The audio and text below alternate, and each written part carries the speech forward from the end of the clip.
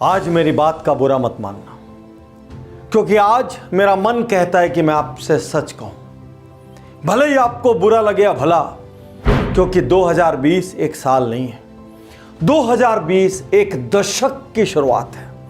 और यदि इस दशक में आप कुछ बड़ा करना चाहते हैं, कुछ क्रांतिकारी करना चाहते हैं, वो पाना चाहते हैं जो आपने आज तक नहीं पाया, तो आपको वो करना पड़ेगा जो आपने आज तक नहीं किया। और मुझे वो कहना पड़ेगा जिसको कहने में मैं आज तक हिचकिचाता रहा। साथियों, सालों से योजनाबद्ध तरीके से हमारे दिमाग में कुछ धारणाएं ठोक दी गई। यहां तक कि अपने स्कूल के जमाने में मैं भी उन धारणाओं का शिकार हो गया था और अपने आप को औसत मानने लग गया था।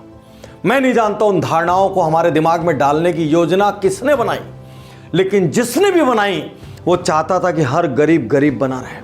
वो चाहता था कि दुनिया में लोग बड़े सपने ना देखें। वो चाहता था कि दुनिया में सिर्फ कुछ लोग बड़े बने और बाकी सब औसत बने रहे।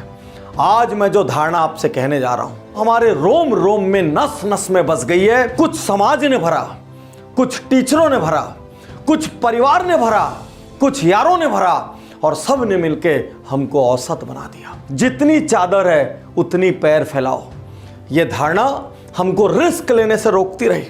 इस धारणा ने हमको डरा दिया। हर कोई कहता है जितनी चादर है उतना फैलाओ, सोच समझ कर करो। अरे क्या सोचे, यदि चादर के जितना ही पैर फैलाना होता तो ऊपर वाला यहां पे हमको एमआरपी छाप के भेजता। एक भी कमाल नहीं होता दुनिया में।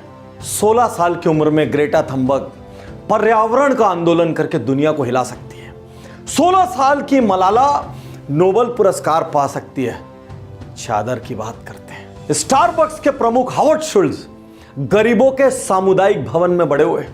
क्या उन्होंने चादर की सोची? फॉरएवर 21 800 से ज्यादा स्टोरों की श्रृंखला, उसके मालिक डो वैन चैंग एक दिन में 3 काम करते थे। एक बिल्डिंग की चौकीदारी करते थे, एक गैस स्टेशन में अटेंडेंट का काम करते थे, और बचे हुए समय में एक कॉफी हाउस में वेटर का काम करते थे। उन्होंने 800 स्टोर खड़े किए। क्या उन्होंने चादर की सोची? रेबन और ओकली, जिसके हम चश्मे लगाते हैं, उसके फाउंडर लियोनार्डो डेल वेशियो एक गरीब घर में पैदा हुए थे और अनाथ की तरह उन्होंने जिंदगी बसर की। 23 साल की उम्र में पहरी मोल्डिंग की दुकान खोली। क्या उन्होंने चादर की सोची? भारत के ओलंपिक मेडलिस्ट सुशील कुमार एक बस कंडक्टर के घर गरीबी में पैदा हुए थे और उनकी कुश्ती की प्रैक्टिस के लिए बाकी लोगों को करियर की कुर्बानी देनी पड़ी।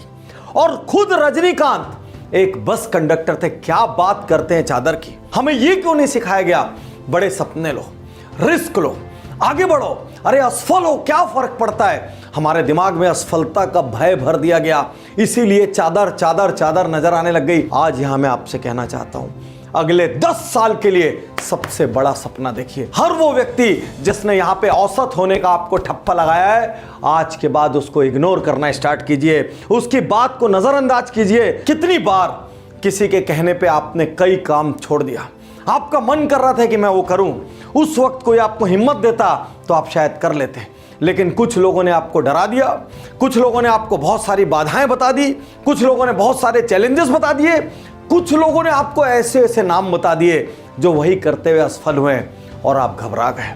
मैं आज आपसे कहना चाहता हूं, सलाह लेना बंद करो, और सलाह लेना भी है ना तो उनसे लो जिनकी मानसिक औकात हो सलाह देने की, जिन्होंने उपलब्धियां हासिल की हो, जिन्होंने पसीना बहाया हो, जिन्होंने रक्त बहाया हो।